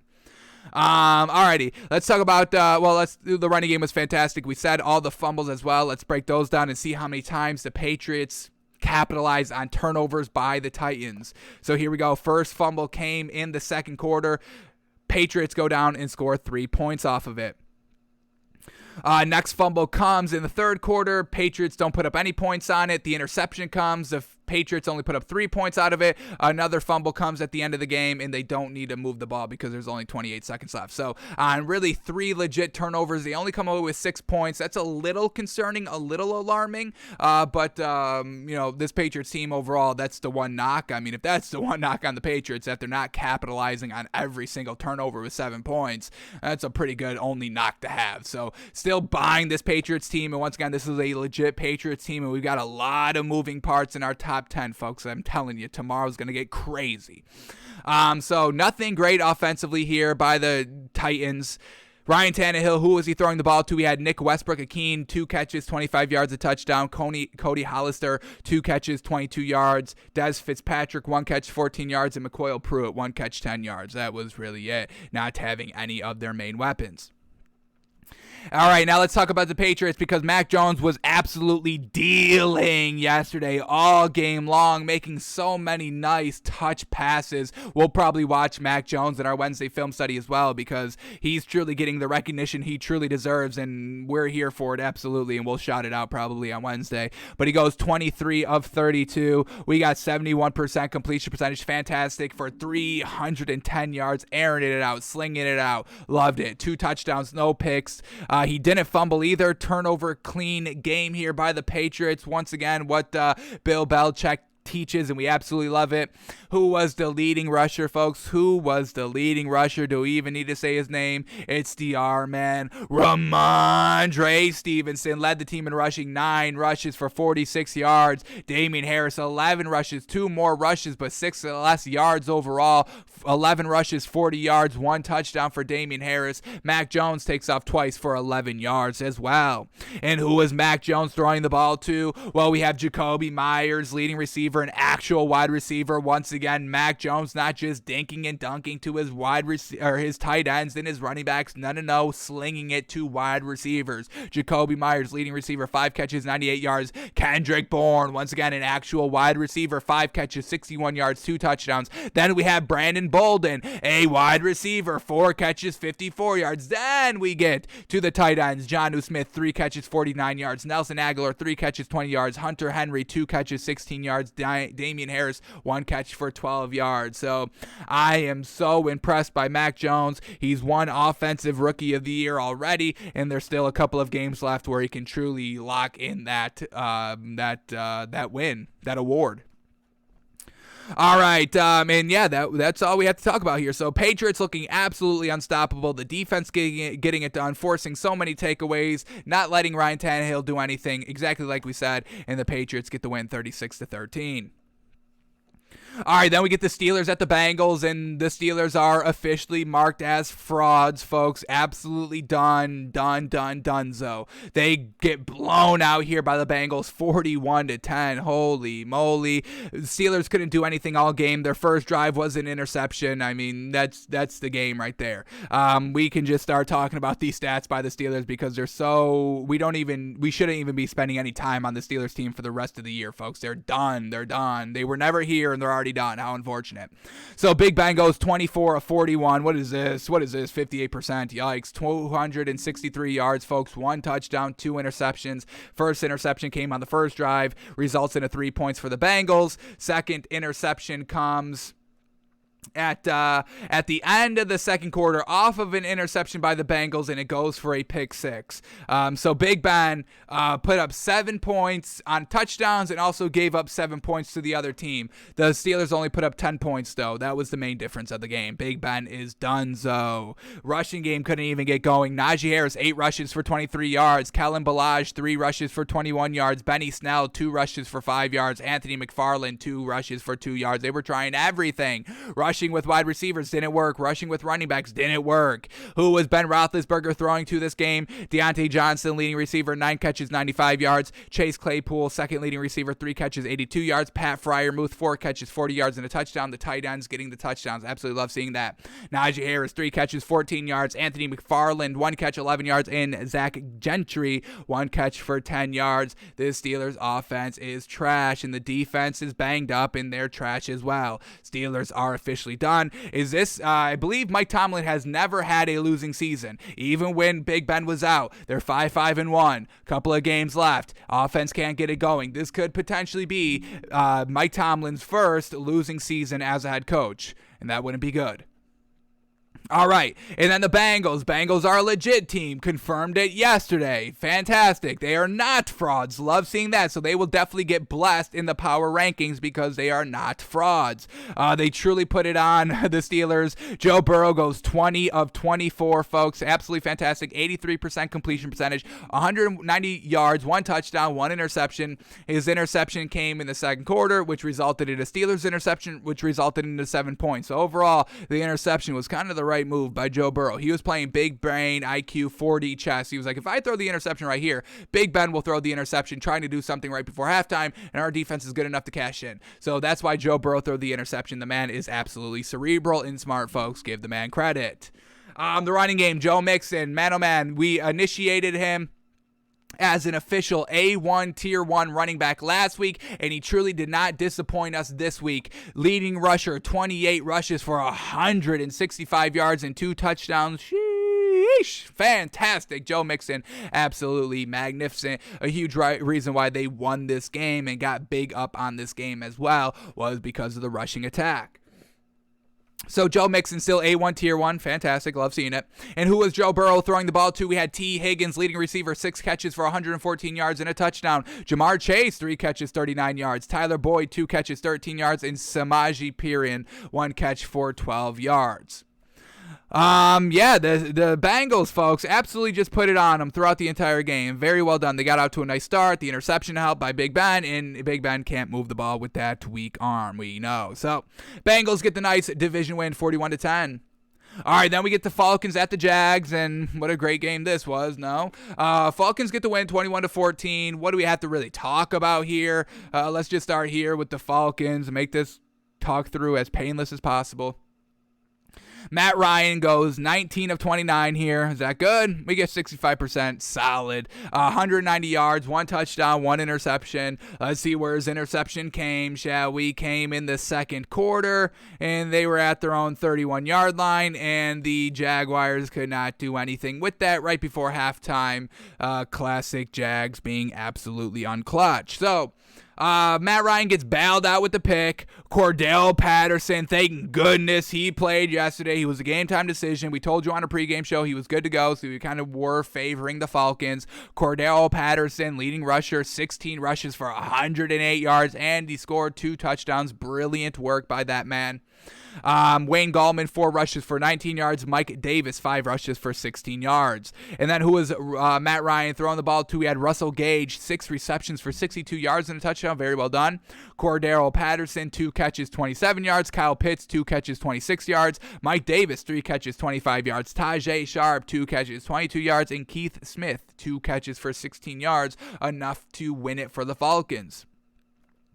And then for the Jaguars, just Trevor Lawrence, once again, just being one of the most unclutchest quarterbacks in NFL history. I know he's a rookie, folks. We give him a little bit of a free pass, but he was the first overall pick. Everybody's been clamoring for this man for the last 4 years, and he's truly not looking like Mac Jones, no. And I know the Jaguars have a worse overall team than the Patriots, folks. I get it, but we still want to see something good out of Trevor Lawrence himself. Down 7 points last drive right here. Let's just read the drive chart. Starting at their own 18-yard line, we get a 3-yard pass incomplete, an 8-yard pass on 37, very well done to pick up the first down. Then we get pass incomplete, and pass incomplete. 4 pass incompletions there on your own 29-yard line. Not even can move the ball. You still had 2 minutes left. It's not like you had like 4 seconds and you just had to air it out every single time. He can't get it done. The man is not clutch any time in the game. Right before halftime, as we just saw, got the ball at the 50-yard line on Matt Ryan's turnover. Pass incomplete on 2nd and 1 at the 41-yard line. Pass incomplete 3rd and 1. Pass incomplete 4th and 1. Just trying to get some yards to maybe put up a field goal right before halftime. He can't even do that. We know he's unclutch. He also does turn over the ball. And really unfortunate circumstances like when the team scores, that's probably not the best time to throw the interception like he did. Falcons score a touchdown in the first quarter. He throws an interception. Let's see where this ball was at the Atlanta 35-yard line on 2nd and 7. So chance to come away with points, chance to kind of answer 7 with maybe at least 3, maybe even a 7 if you don't turn over the ball. What happens on 3rd down? So it's just Trevor Lawrence. We're really seeing nothing great out of this dude. He has a solid arm, solid accuracy, but nothing's looking like wow, this was the best rookie quarterback in the draft class. We're not even seeing anything close to that. So you could put the blame on Urban Meyer. That's fine. I've got no problem with y'all blaming him, but something's not great here with the Jaguars, and it's going to get a little bit worse here because we get Dan Arnold, tight end Dan Arnold, who the Jaguars brought in about like weeks 3 or 4 or something like that, real early on in the season. He suffered a grade 2 MCL sprain in yesterday's game. In Dan Arnold, we've seen Trevor Lawrence have Dan Arnold be the leading receiver in about 2 or 3 games at minimum that are coming off the top of my head. He wasn't the leading receiver here in yesterday's game, but this is going to hurt Trevor Lawrence a little bit overall. So now let's start talking about the Trevor Lawrence and the Jaguars' lackluster ability out here. Trevor Lawrence goes 23 of 42. What do we got here? 54%. Oh my, I got to bring up his numbers, folks. When was the last time he had a good completion percentage? Has he had one? Am I just kind of blanking on it because it's been so immemorable? Let's quickly see what we get out of Trevor Lawrence right here. What is his leading completion percentage? And our internet is kind of crapping out on us. I don't understand it. It's very frustrating. Spectrum, please get it together. I'm hardwired in. I got the premium package, and y'all are just disrespecting me. I can't even Google out here. Y'all are taking my Google abilities away on the show live. Absolutely disrespectful.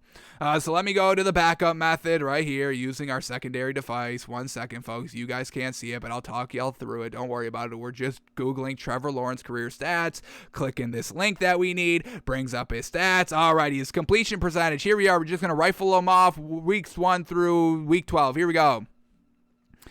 Here we go. We got 54%, 42%, 64, 70, 69. Okay, that was a nice little stretch in the start of the season. Weeks 3, 4, 5, 64%, 70, 69. That was fantastic. But ever since then, we got 60, 59, 57, 45, 64. Back to 54. So, I mean, nothing great out of here by Trevor Lawrence, folks. Truly, truly disappointing. He had 228 yards. That's not bad. 1 touchdown, 1 interception. Luckily for him, the interception went for no points. James Robinson back out here for the Jaguars, had a good game. 17 rushes for 86 yards. Trevor Lawrence took off 5 times for 39 yards, and then they had Carlos Hyde, 6 rushes for 16 yards. So not bad there by James Robinson. Real solid rushing attack that unfortunately could not help out the passing attack. And then who was Trevor Lawrence throwing to yesterday? We had Laquan Treadwell, 4 receptions for 53 yards. Marvin Jones, 4 catches, 43 yards. Laviska Shenault Jr., 5 catches for 33 yards. Ooh, that's a little bit of ding and dunk with Laviska Shenault. Can we get this man a little bit more active in the passing game, please? James O'Shaughnessy, 3 catches, 29 yards. James Robinson, 3 catches, 29 yards. Tavon Austin, 2 catches, 21 yards and a touchdown. He had a great toe tap in the back of the end zone. Tavon Austin, please get this man acclimated a little bit more. Laviska Shenault, Tavon Austin should be your kind of top 2 wide receivers every single game. Please get them more involved in the offense. Chris Manhertz, 1 catch for 11 yards. Then we have Dan Arnold, only 1 catch for 9 yards. But we've seen him up there at kind of the number 1 spot of receivers in a couple of games. I'm sure on that like 79% game or 70% game, he was kind of number 1 receiver. Alrighty, so overall, James Robinson fumbled as well. We forgot to mention that, and it went for a touchdown as well. So that's 7 points right there, potential of the game. James Robinson, first game back, fumbling. Yikes. So Jaguars lose, Falcons win 21-14. We don't change our opinion on the Falcons. We don't change our opinion on the Jaguars. These two teams are frauds. We know they're frauds, and nothing else is changing on that. Alrighty, here we go. Let's go to the Chargers and the Broncos, and another fraud team alert. Fraud alert, fraud alert, fraud alert. It's the Chargers, folks. They're frauds. They lose out here 28-13. Nothing great all game long passing the ball wise. Brandon Staley trying a little bit too hard out here on fourth down again, just a little bit. First fourth down attempt right here comes in the second quarter. They're down 14-0. They're at the Denver's 35-yard line. They go for it. Tough spot right there, but you just got to kind of get on the board, I would say. So I'm not going to knock him 100% for that fourth down attempt. Does he go for it a couple more times? I think so. On this touchdown drive, no fourth down conversion, right? What else do we get here? Missed field goal. He goes for a field goal here. Why go for a field goal? You're at the 34-yard line. I guess it's 4th and 13. You got to go for it there. But overall, it's just nothing good. We get Justin Herbert. We saw a game last week that was fantastic, but the 2-3 games before that weren't fantastic, so we thought he kind of overcame that hurdle, but he's back to throwing 2 interceptions. Really inconsistent, nothing that great by Justin Herbert. So Chargers are official frauds, folks, officially frauds. I thought they were back last week, but that is not the case. So Justin Herbert goes 28 of 44.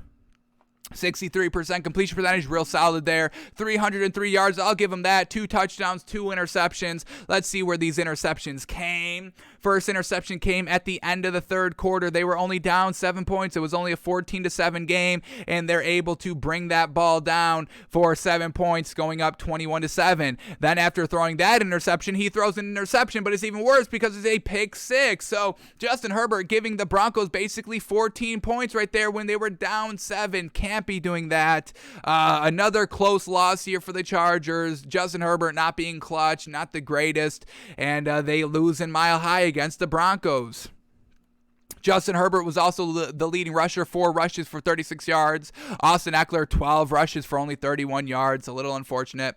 Who was Justin Herbert throwing the ball to? We had Keenan Allen, leading receiver, 7 catches for 85 yards. Austin Eckler, 6 catches for 68 yards and a touchdown. Mike Williams, 4 catches, 39 yards. Jared Cook, 2 catches, 25 yards, a touchdown. Josh Palmer, 2 catches, 25 yards. Jalen Guyton, 2 catches, 23 yards. Steven Anderson, 2 catches, 18 yards. Joshua Kelly, 2 catches, 15 yards.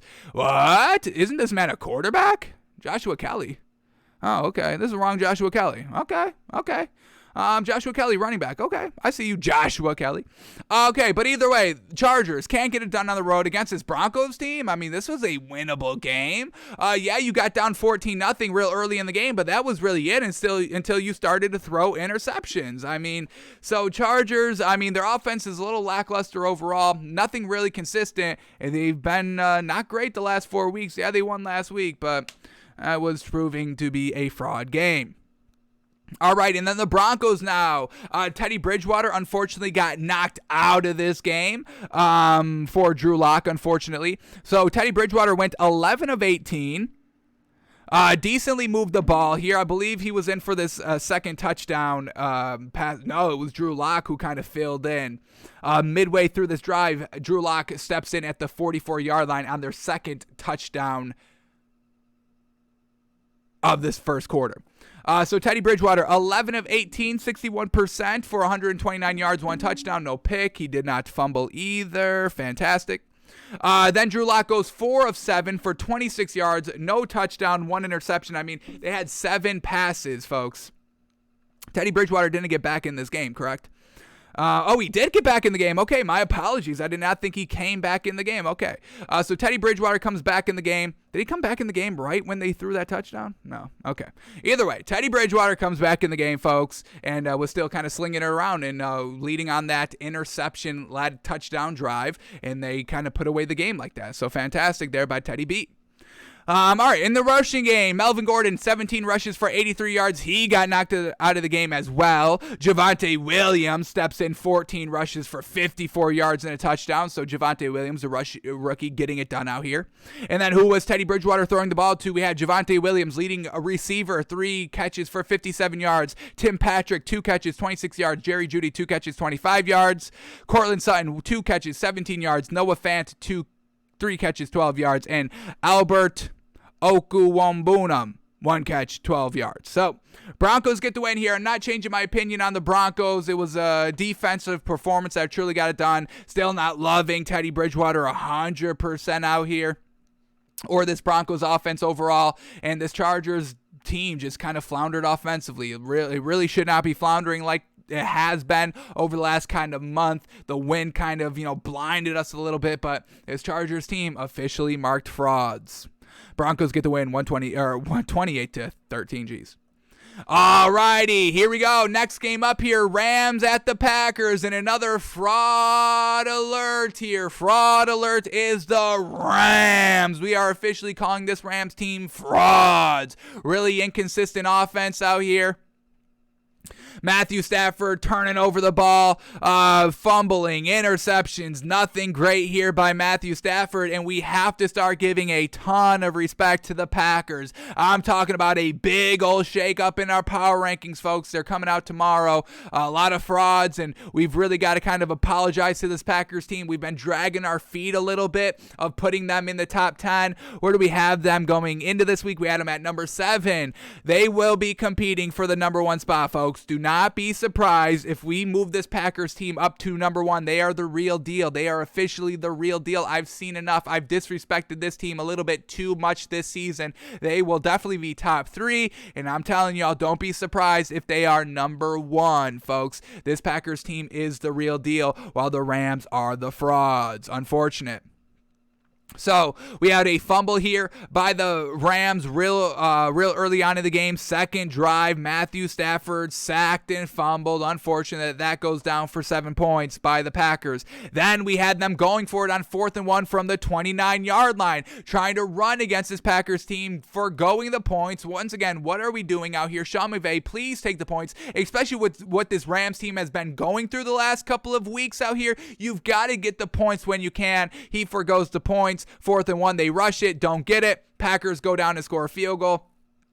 Then the Rams get on the board here with a touchdown, a big play, 79 yards to Von Jefferson, a little bit of a shot play that went, not consistent offense. So they make the game 7-10. Packers score a field goal.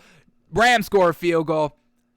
Packers score a touchdown, Rams score a touchdown, close game going into halftime. Then the Packers go up and score a touchdown first drive at a halftime, making it 27-17.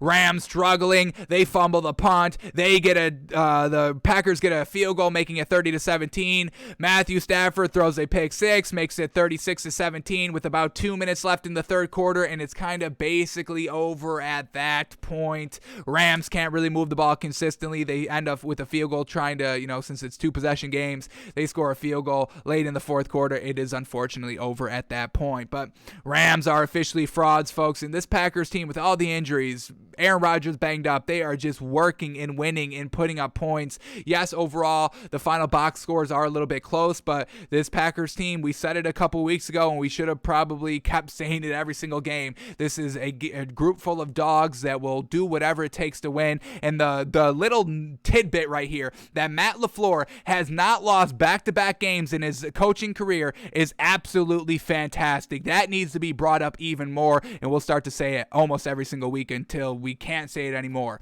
Matt LaFleur, head coach for the Green Bay Packers, has not lost back-to-back games in his entire coaching career here for this Green Bay Packers team. Absolutely fantastic.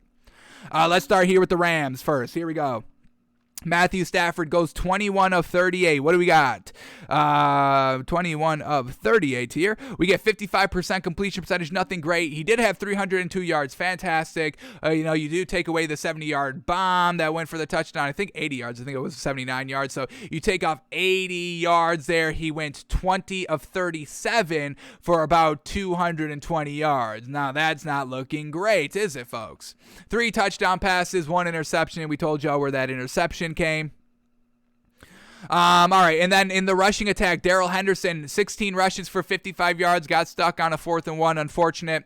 Sony Michel, 3 rushes for 14 yards. And then who was Matthew Stafford throwing the ball to? Was he making OBJ happy? Well, let's see. Cooper Kupp, leading receiver, 7 catches, 96 yards. Vine Jefferson, second leading receiver, 3 catches, 93 yards, a touchdown. OBJ, 5 catches, 81 yards, and a touchdown. He had a nice big touchdown catch. When did this come? It came, I think, in like the second half. And I thought it was going to rejuvenate the Rams offense a little bit. Yeah, here it is. After Matthew Stafford throws the pick six, then he hits OBJ for a nice 54-yard bomb right at kind of the beginning of the fourth quarter, and they made the game 25-36. I thought that would kind of jumpstart the offense and the tide would turn, but then on the very next drive, 6 and out, 5 and out, not moving the ball. So that kind of home run hitter to OBJ, it may make him happy, which probably is the best thing for this Rams team on this loss. So we'll see how it all turns out. But OBJ, 5 catches, 81 yards, a touchdown, not bad. All coming on kind of one big play, though. We get Darrell Henderson, 4 catches, 18 yards, a touchdown. Sonny Michel, 1 catch, 11 yards, and a touchdown. And then this Packers team, folks, man, oh man, Aaron Rodgers, that's a bad man out there. This Packers defense is a bad defense out here, folks. Aaron Rodgers goes 28 of 45. 62% completion percentage, real solid. 307 yards, 2 touchdowns, no interceptions, no fumbles. No fumbles. Fantastic. Randall Cobb fumbled once. Lost it. That was the only turnover by this Packers team. Let's see where this fumble comes from by the Packers. Fumble by the Packers. Where are we getting it? Oh, yeah, right here. They fumble the punt, I believe, and the Rams only get 3 points out of it. Starting at Green Bay's 25-yard line, Matthew Stafford can't get it done in the red zone. Classic. All right. So, flawless game by Aaron Rodgers, classic. And then the rushing game, A.J. Dillon. We know we could believe in A.J. Dillon. 20 rushes for 69 yards. Fantastic. Aaron Jones still played yesterday, but they gave the bulk of the work to A.J. Dillon, and I would too, especially coming off of last week's performance. Let's not rush Aaron Jones back into it when we don't have to, and that's exactly what they did. Aaron Jones, 10 rushes for only 23 yards. That's fine. A.J. Dillon got the bulk of the load and got it done. We believe in A.J. Dillon. And then Aaron Rodgers, who was he throwing to? We had Devontae Adams, leading receiver. Couldn't lock him up, Jalen Ramsey. Devontae Adams, 9 targets, 8 receptions, 104 yards. Randall Cobb, 4 catches, 95 yards, a touchdown. Marquez Valdes-Scantling, 4 catches, 50 yards. A.J. Dillon, 5 catches, 21 yards, and a touchdown. Sheesh. A.J. Dillon truly can believe in this man. Alan Lazard, 2 catches, 13 yards. Josiah DeGuara, 2 catches, 13 yards, and Aquanimous St. Brown, 1 catch for 7 yards. Is that Amara St. Brown? Aquanius St. Brown? Oh, get the St. Brown brothers out here. Fantastic getting it done. So, Packers get the win here, 36-28. Packers are the real deal. Rams are frauds, officially noted on this week. Alrighty, next game up here, another fraud alert. I'm calling this team frauds, folks, and we just bought them heading into this week, but we're calling them frauds.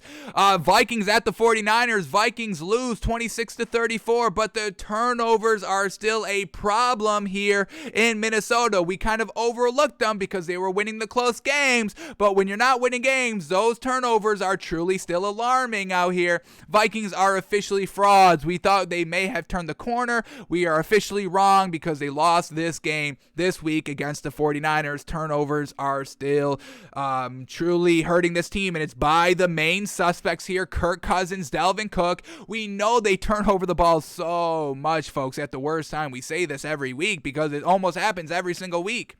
Even last week, they still turned over the ball, but fools on us, we still bought this Vikings team. This is not a real legitimate team, folks. This is a spotty team. They're not consistent. They still can't win close games. They won maybe like 2 close games, and we kind of thought they turned the corner, but once again, egg on our face. We were wrong again about the Vikings, folks. Frauds. This Vikings team is.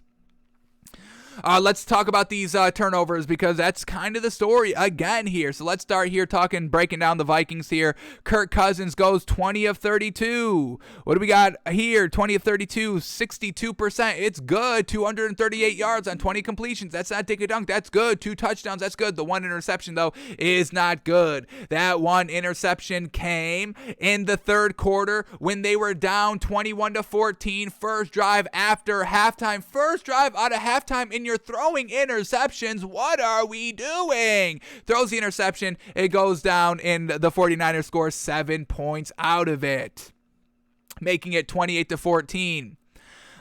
So Kirk Cousins not getting it done. Dalvin Cook, he ran the ball 10 times for 39 yards. He fumbled, though. When did he fumble? He fumbled in the third quarter when everybody was scoring. I mean, look at this scoring drives right here in the third quarter. First drive by the 49ers, touchdown. Then we had the Vikings interception that led to a 49ers touchdown. Then we had the Vikings scoring a touchdown on the next drive. Then we had the 49ers scoring a field goal on the next drive. Then we had the Vikings scoring a touchdown on the next drive. This is all in the third quarter, folks. And then we get the Dalvin Cook fumble that results into 3 points for the Vikings. So 10 points on turnovers, and the Vikings lose by 8. Coincidence, correlation, folks? I'm calling it correlation right there. Bingo, bango. So this Vikings team, the turnovers are still absolutely killing them. And then the turnover on down drives right here. 4th and goal from the 3-yard line. This is basically 9 minutes left in the game. You're down 8 points. Take the field goal. Make it a little bit easier for yourself. So if you do score a touchdown, you don't need the 2-point conversion to tie, not to win, to tie the game. So once again, the fourth quarter, the 4th downs, I get it. It's appetizing, but just to make it a little bit easier for you, get your confidence up and score some points with the field goal. And then they get turnover on downs right here, 4th and 8 at the 38-yard line of the 49ers, just trying to do something, 50 seconds left, and Kirk Cousins can't pull out the magic. So this Vikings team, folks, they're not great. They're not sound. I don't know what it is. They put up great stats. Kirk Cousins, Dalvin Cook, once again, the anomaly. The enigma of the NFL, folks, the Vikings, and the enigma got us. The enigma got us to buy into this team. Fools on us. And then Alexander Mattison, and honestly, folks, if I'm the Vikings, I blow it up at the end of this season. I get rid of Kirk Cousins. I get rid of Dalvin Cook. But if this was a little bit earlier in the season and I was the Vikings, I would have traded Dalvin Cook and kept Alexander Mattison. This man gets it done, folks. He got it done when Dalvin Cook was out, and he's still getting it done as kind of the number 2 back out here for this Vikings team. So Alexander Mattison, 7 rushes for 21 yards, a touchdown. That's 3 yards a carry. I'll give it to him. And then here we go. Who was Kirk Cousins throwing the ball to? Justin Jefferson, 4 catches, 83 yards. Dalvin Cook, 6 catches, 64 yards. Adam Thielen, 5 catches, 62 yards, 2 touchdowns. Tyler Conklin, 2 catches, 25 yards. CJ Ham, 1 catch, 16 yards. Alexander Mattison, 2 catches for 7 yards. But Alexander Mattison, he steps up every single time he needs to. When they give him the carries to do so, he does. And Dalvin Cook, with all these turnovers, folks, at worst times and all that, you can't rely on them anymore. How many times are we going to try and get this Vikings team right, folks, over the last 3 years? It's always the same. Kirk Cousins, Dalvin Cook, they put up the great stats. They're great on paper, but in game scenarios, they are the worst quarterback and running back duo in NFL history. The unclutchest running back quarterback duo in NFL history, even though their numbers are so gosh dang good. It's infuriating, folks. The enigma. There it is. Alrighty, and then the 49ers, Jimmy Garoppolo getting it done. Jimmy Garoppolo's the quarterback for this team, folks. He is, and I'm glad. I hope it stays. We haven't really heard any kind of rumors about Trey Lance this season. There is rumors coming out that they're trading Jimmy Garoppolo this offseason and rocking with Trey Lance, and if that's what they want to do next season, okay, but Jimmy Garoppolo is the quarterback this year, so I'm glad that they're still sticking with them out here. He goes 17 of 26. 65% completion percentage. We'll take that. 230 yards, 1 touchdown. He did throw an interception. First drive of the game right here. Inexcusable, throwing an interception at the 48-yard line. Vikings go down and score 7 points out of it, but he cleaned it up for the rest of the game and got it done and didn't turn over the ball for the rest of the game. So Jimmy Garoppolo putting the pass behind him, moving forward, getting it done, put up 34 points. We'll give him credit still. All right, the running game for the 49ers, Eli Mitchell, 27 rushes for 133 yards and a touchdown. Yes. Deebo Samuel, 6 rushes for 66 yards and 2 touchdowns. Man, oh man, they are figuring out how to use Deebo Samuel, folks, and that's going to be a huge piece of what makes or breaks this 49ers team, using Deebo Samuel. They used him in the rushing game. They didn't really use him in the passing game this game, but hey, 2 touchdowns is 2 touchdowns. I don't give a damn how you get it. All right, and then in the receiving game, who's Jimmy Garoppolo throwing the ball to? We have Brandon Ayuk, 3 catches, 91 yards. Kyle Juszczyk, 2 catches, 37 yards. Eli Mitchell, 5 catches, 35 yards. Juwan Jennings, 2 catches, 24 yards, a touchdown. George Kittle, 1 catch, 13 yards. George Kittle, 1 catch, 13 yards, and you put up 34 points. That's crazy, correct? This is great about this 49ers offense that's kind of moving maybe in the better direction. Obviously, still use George Kittle. I'm not saying don't use George Kittle, but maybe use him a little sparingly like they did yesterday. Maybe kind of not at all, only 2 targets. But either way, they get it done. So 49ers get the win here, 34-26. Vikings are frauds. And then the last game of the night, the best game. Was this the best game of last night, the Sunday night football game? No, not even close. That end of the second quarter, what the heck is that? All those turnovers. Going back, I don't want the ball, you get the ball. I don't want the ball, you get the ball. I don't want to score before halftime, you score before halftime. We don't want to score. So the Browns lose 16-10 over the Ravens, and nothing looked good in this game. Both quarterbacks looked like absolute garbage, unfortunately. Browns losing again out here, unfortunate. Kevin Stefanski not able to scheme and beat this Ravens team again. 0-3 for Kevin Stefanski against the Ravens. Not a great look for him, but he can turn it around. Bye this week for the Browns. Ravens the following week, so hopefully he learned a little something out here. Just nothing good. Lackluster scoring all throughout. Field goal in the first quarter by the Falcons. That was it. We had a field goal by the Falcons in the second quarter and a field goal by the Browns in the second quarter here. But then, like I said, all these interceptions. Look at this drive chart in the second quarter, folks. Field goal by the Ravens. Fumble by the Browns. Interception by the Ravens. Field goal by the Browns. Interception by the Ravens. Fumble by the Browns. Interception by the Ravens. Punt by the Browns. End of half. That's all in the second quarter, folks. All those turnovers, wonkiness ensues. Let's start here with the Browns. Baker Mayfield goes 18 of 37. Not great completion percentage. We got officially 48%. Truly unacceptable. If you ever throw below 50, you should be thrown out of the league. And if you throw 50, you should not be playing anyway. So, not great there by Baker Mayfield. He did have 247 yards and 18 completions. We'll give him that. 1 touchdown, no interceptions. He fumbled. He did fumble and lost it here. Was it this first one? Direct snap to Jarvis Landry. First fumble was by Jarvis Landry. That led into the interception. Second fumble was by Baker Mayfield. That led to the interception. So luckily for Baker Mayfield and Jarvis Landry, none of their fumbles resulted into any points by the Ravens because they gave the ball right back to the Browns. All right, rushing game here got absolutely locked up. Kareem Hunt, first game back, shout out to him, but he only had 7 rushes for 20 yards. Nick Chubb had 8 rushes for 16 yards, so running back by committee truly got locked up all day yesterday. And then who was Baker Mayfield throwing the ball to? We had Jarvis Landry, leading receiver, 6 catches for 111 yards. Harrison Bryant, 3 catches, 50 yards. David Njoku, 3 catches, 35 yards, a touchdown. Nick Chubb, 2 catches, 23 yards. Jamarcus Bradley, 2 catches, 18 yards. Donovan Peoples-Jones, 2 catches for 10 yards. Not enough to get it done. And then for the Ravens, Lamar Jackson didn't look great either. He went 20 of 35. Let's see, I think that's 55%. If that's quick math is right, 20 of 32.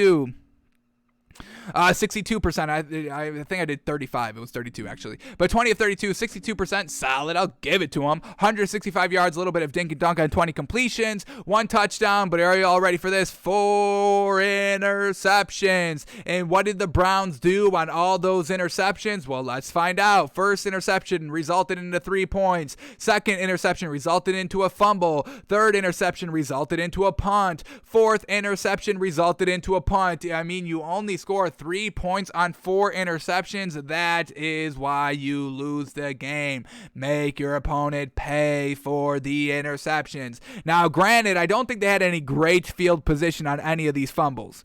First fumble, Cleveland started at their own 47-yard line. That's when they got the 3 points.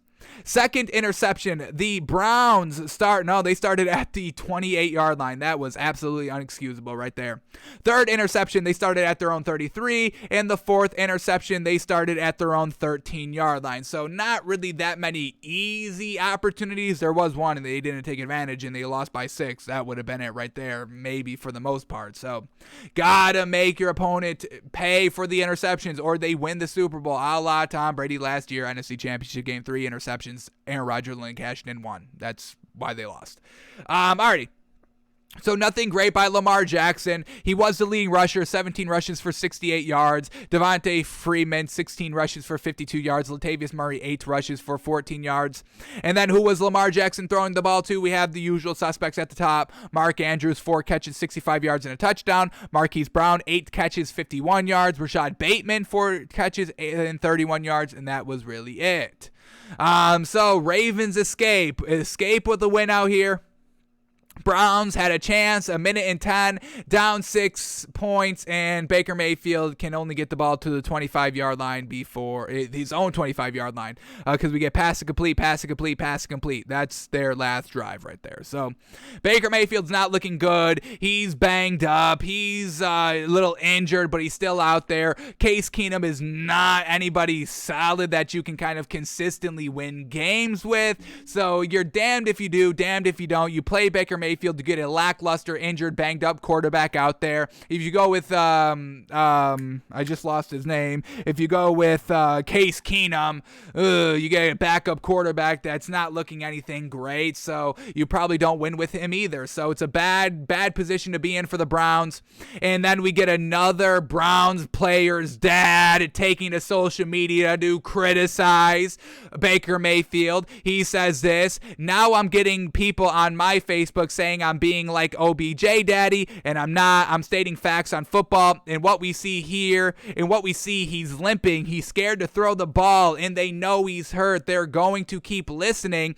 But if people don't like what I'm saying, unfriend me. I'm not jeopardizing nothing. I got a right to speak. I ain't posting no videos. Have a good day. Go Browns, hopefully. So once again, this is Kareem Hunt's dad. So we had OBJ's dad speak out and post a video. Kareem Hunt's dad saying, hey, this man's not getting it done. And they do have some validity in what they're saying. Baker Mayfield's not looking as good as he was last season. So once again, these quarterbacks doing great last season during the pandemic year. No fans in the crowd.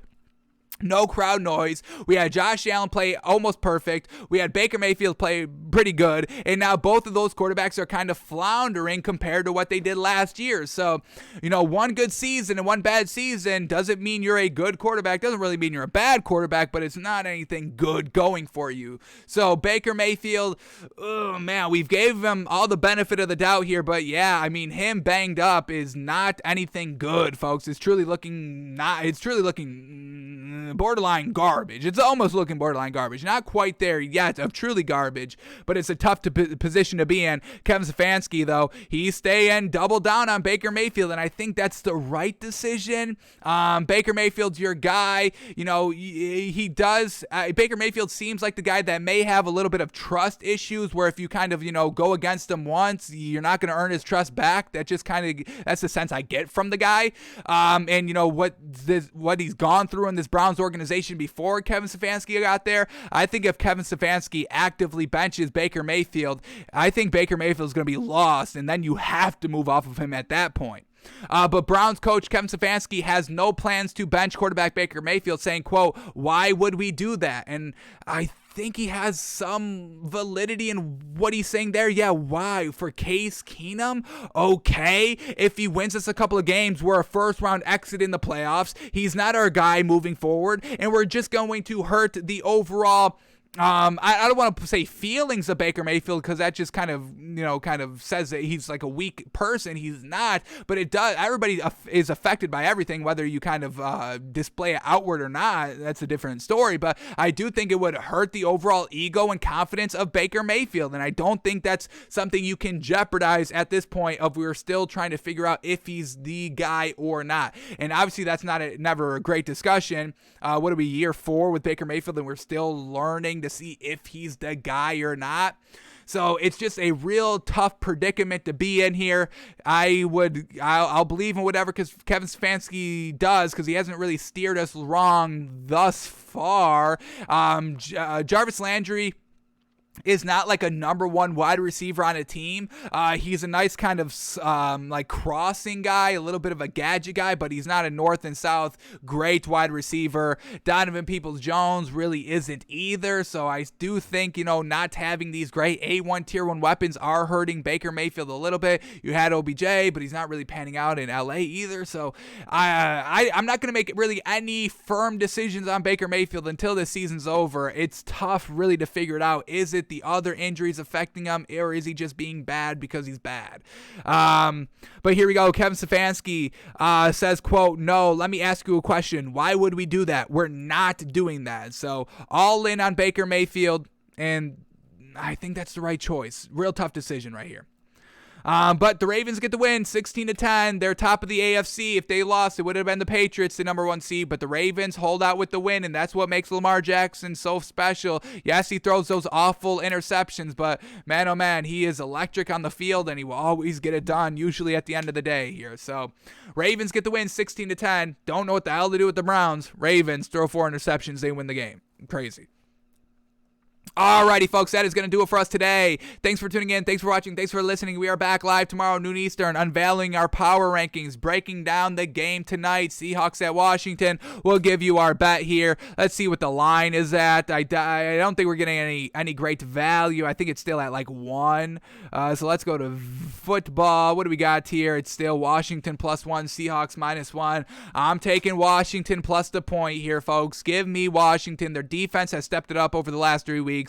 The Seahawks offense, it's non-existent, even though it should be existent because of all those great weapons on their team. Taylor Heineke's playing a little bit more better than he was in the beginning of the season. Still maybe a slight glimpse at getting into a wild card spot here for Washington. You'd have to win out and expect a lot of help, but same thing for Seattle, honestly. So winner can maybe make the playoffs. That's what's on the line tonight. We're taking Washington at home. Seahawks, man, I don't know what they do. Got to blow up something in this offseason. Back-to-back bad seasons with Russell Wilson. You're wasting them already. Stop it. All right, folks. We're out of here. We're out of here. Colts, run the damn ball, please. If I watch Hard Knocks this week and I hear Carson Wentz say anything, I'm immediately turning it off. It's done. Trade Carson Wentz. Get rid of Carson Wentz. He should not be on your team if he's going to distract your team. All righty, folks. We're out of here. We'll see you back tomorrow, noon Eastern, for the show. All right.